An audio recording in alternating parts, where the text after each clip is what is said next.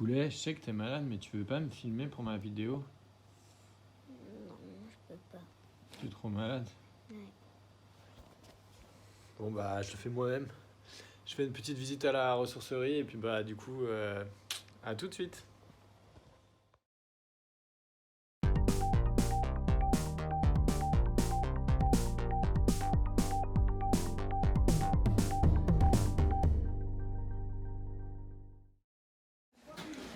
Je vais faire un tour à la ressourcerie.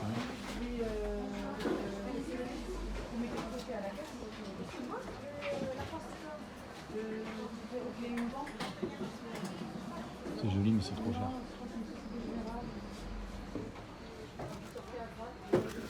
Ça, c'est bon.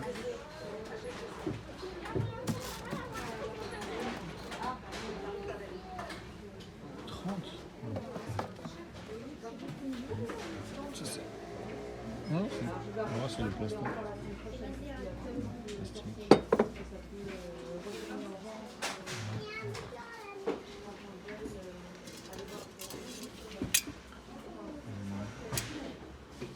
On dirait un modèle militaire, je crois. 1000 pièces. Ouais. Je continue. Je regarde des vidéos.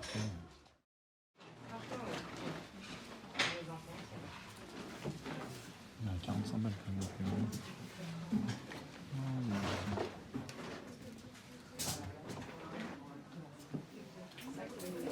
Petit joujou.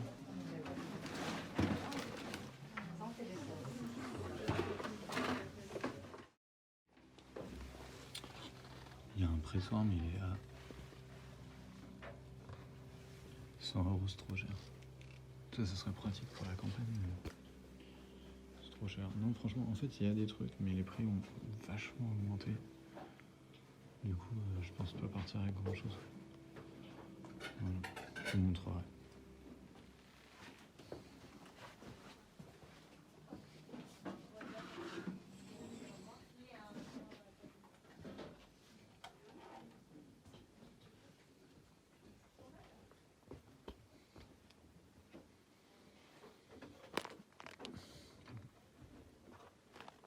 Il y a des petites marionnettes à l'eau. C'est des Lilliputiens.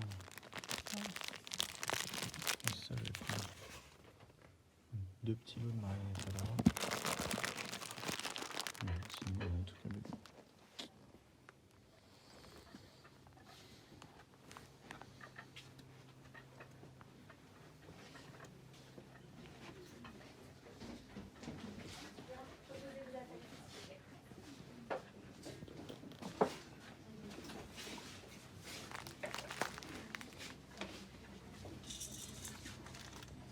Ça c'est marrant mais c'est tout 6-8 €, les jouets anciens sont super chers. Bref.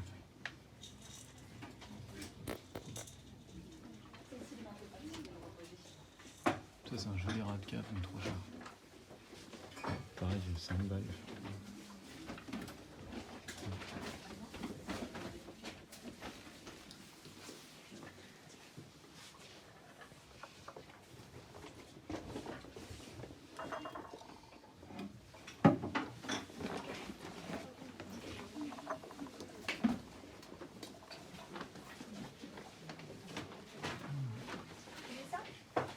Ah, la pipe elle est marrante.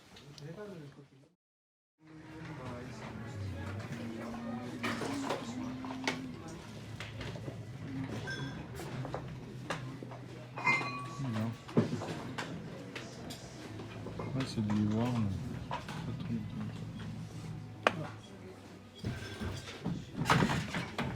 J'ai reposé la gourde modèle 51. Ça c'est des Kraus armée française. Donc ça c'est pas de la monnaie centrale. Par contre, 50 balles. Mais ça c'est début, ça c'est l'année 30 je pense. C'est juste avant, pour moi c'est, en bois, elles sont en bronze. Hein. C'est de la Kraus, enfin c'est France 1940. La jumelle militaire. Mais c'est trop cher. Ça n'a pas de sens. Ouais.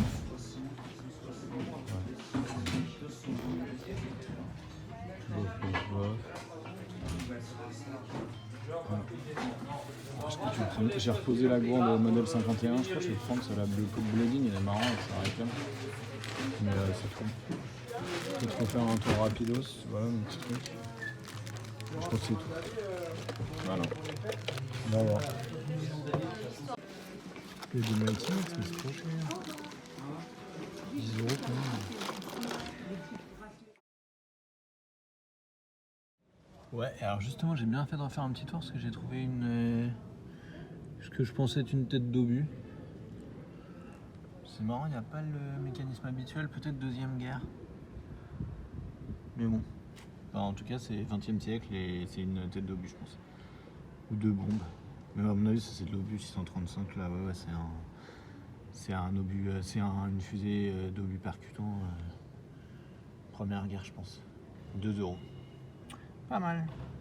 Et puis du coup, la boîte de Bledin. Je vous en montrerai tout à la maison. Ouais, donc, j'ai acheté des petites... Bon, alors déjà, ce pot. Je pense entre deux guerres. À mon avis, ça va être bien dans l'expo sur les années 20. Ouais, alors comment on reconnaît une vieille boîte? En fait, le cul, il est comme ça. Souvent, il est gris. On voit que c'est du fer blanc. Ça fait un peu le même effet que sur les gamelles de la guerre de 14 ou les boîtes à masque à gaz de la guerre de 14. Donc, on voit que c'était traité avec... je sais pas ce qu'ils mettaient. C'était un chrome ou... Enfin bon, il y a un métal qui recouvre l'acier et qui du coup la feuille d'acier, elle est redevenue grise là où il n'y a plus le métal un peu brillant. Voilà. Donc là on voit bien, ça c'est une vieille boîte, là il y a 0 doute dessus, la pub elle est magnifique. Je pense que c'est autour de la Deuxième Guerre mondiale. On en a vu peut-être un peu avant, ça fait 13 années 30. Voilà. Si un spécialiste peut me dire. Difficile à dater, mais je suis pas spécialiste de la Bledin Jacquemer. Donc la Bledin Jacquemer c'était du complément alimentaire pour les bébés. Voilà, ça c'est toujours utilisé pour épaissir les biberons, pour un peu les bébés qui commencent à, je sais pas, au bout de 4-5 mois, là, quand ils commencent à être costauds, 3 mois même, on doit pouvoir commencer la Bledin, mais ça met un peu de céréales, quoi. Ensuite, un bouquin de Maurice G. Dantec. Moi j'avais adoré Les Racines du Mal. Il a fait plusieurs séries noires qui sont vraiment chouettes. Celui-là, ça a l'air très verbeux, il est monstrueux. Et ça a l'air un peu louf. Et d'ailleurs, il me semble qu'il est devenu d'extrême droite et givré à la fin. Il est mort en 2016 en fait, il est mort il n'y a pas très longtemps. Mais bon, c'est quand même. Surtout que les bouquins là-bas sont à prix libre. Donc du coup, oui. Et ma table était crade, dis donc, le café, faudrait que je mette un coup. Là. Café du midi. Je sais pas, il y a des tâches, mais c'est à prix libre. Donc je vais donner 1 € pour le bouquin, ça me semblait. J'ai vu qu'à l'intérieur, il était 22,50, puis 11,30. Je pense que. Ouais, voilà, c'est ça, il y a le prix neuf. Il a dû être repassé chez un bouquiniste du quartier et puis du coup, puis là maintenant on se retrouvait à la ressourcerie à prix libre. Donc ça vaut le coup. Pour le coup, les bouquins là-bas, à chaque fois il y a des super trucs. Ils ont même fait un rayon féminisme, études de genre et tout, parce qu'il y a beaucoup de gens du quartier, voilà, dans le 19e arrondissement qui donnent de très bons bouquins. Donc niveau livre, ça permet de se faire sa bibliothèque à pas cher.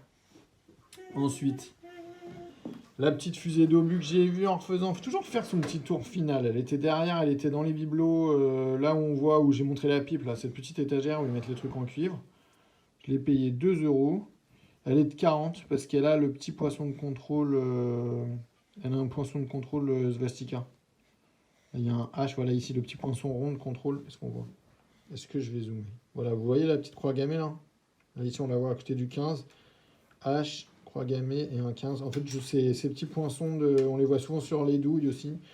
C'est des poinçons de contrôle des commandes d'armement à Deuxième Guerre. Donc, à mon avis, tête d'obus d'un bon calibre. Ça doit être... j'ai pas en tête tous les calibres allemands, mais c'est pour moi, vu là la taille de la fusée, si on prolonge, on va faire comme ça. De toute façon, à mon avis, il faut un cul ou moins comme ça. Enfin, un cul. Il faut un obus à peu près comme ça, donc on est... on doit taper dans une pièce d'au-delà du 150, peut-être, je sais pas, 20 cm de diamètre, donc ça mettrait dans les calibres 210, 230. Voilà, j'ai pas en tête les calibres allemands de la Deuxième Guerre mondiale, je suis pas si spécialisé que ça. Mais bon, 2 €, ça c'est cool. Elle va aller dans ma petite expo Deuxième Guerre mondiale. Faudra que je vous montre l'expo Première Guerre, parce que ça y est, elle est finalisée, elle est au CDI. Faudra me dire s'il y a des Parisiens qui veulent la visiter aussi, on va organiser avec les élèves des visites. Et puis j'ai récupéré ça dans une collecte, 20 €. Voilà. Donc 20 balles, pas cher. Alors, elle est bien lourde.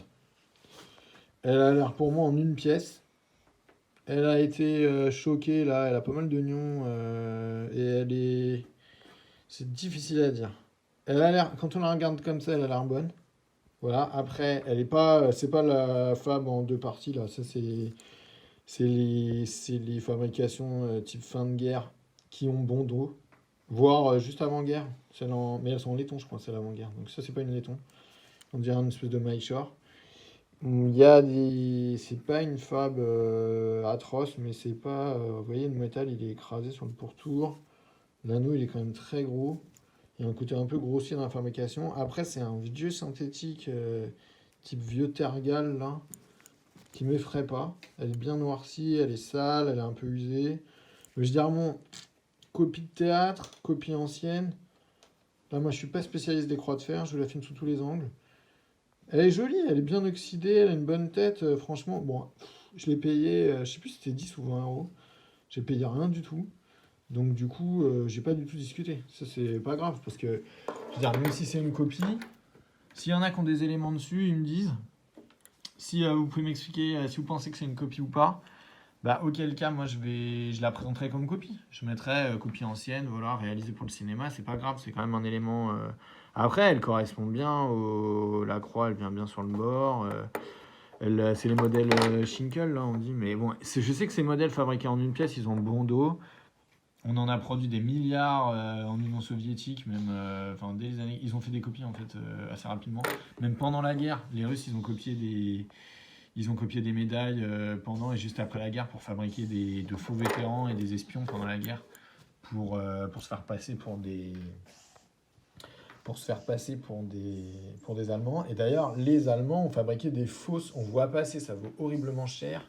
On voit passer des ordres de l'Étoile Rouge, des décorations début de Deuxième Guerre mondiale, fausses. Qu'est-ce que tu fais, toi? Tu joues avec ta paille. Mais du coup, on voit passer de fausses décorations, ordre de l'Étoile Rouge, ordre du Prolétaire Rouge et tout, donc des décorations type années 30, début années 40. On envoie des fausses fabriquées en Allemagne qui sont en fait... Et alors, les soviétiques les grillaient parce qu'elles étaient trop bien faites. Elles étaient plus belles que les vraies. Et moi, j'en ai vu une fois. Et c'est vrai qu'elles sont d'une qualité supérieure aux fabrications fin années 30, début 40 soviétiques. Donc du coup, les Allemands se faisaient avoir parce que leurs médailles, elles étaient trop belles. Elles étaient en argent et tout. Enfin, elles étaient en argent avec un titre très haut. Ils n'arrivaient pas à faire des fabrications moches comme les Russes. Donc du coup, bon, celle-là, je ne sais pas. Voilà. Après, vu le prix modique, vu le poids sympa, vu qu'elle se présente très bien, voilà, passer dans la boutonnière d'une veste deuxième guerre, ou juste présenter comme ça, elle est pas ridicule. Donc, du coup, voilà, si un spécialiste passe, s'il y a du... Je fais la miniature YouTube comme ça. Là. Mais du coup, voilà, si un spécialiste passe, il pourra me dire. Bah ouais. Bah oui. Voilà. Bon. C'est une courte vidéo, mais on a quand même trouvé des trucs. Après, moi, ce que je trouve un peu dommage, c'est les prix, quoi. Les Mighty Max, sympa, mais il manquait des petits personnages. Il n'y avait que le personnage de Max. Il n'y avait pas les monstres. Donc en fait, du coup, les trucs étaient incomplets. Alors, ils étaient quand même à 10 €. Le pressoir 100 €, c'est... Non, ouais, 40, 50 €, je dis pas, ça pourrait être sympa. Moi, j'aimerais bien en avoir un pour faire un peu de vin dans le... Récupérer le raisin du jardin et essayer de faire du vin au moment du jus de raisin avec les raisins du jardin, dans le perche. Mais du coup, là, non, je vais pas mettre 100 € là-dedans. Je préfère en acheter un. Autant en acheter un en quincaillerie agricole ou en acheter un moderne chez Terre du Sud. Là, voilà, c'est pas la peine sinon de s'embêter. Bref, bah, j'espère que ça vous a plu. Il y a du joli militaria. Voilà. Franchement, elle a des petites irritations. Elle est vraiment bien faite. Hein. Bizarre. Allez. Bonne journée les brocantos. Bons achats.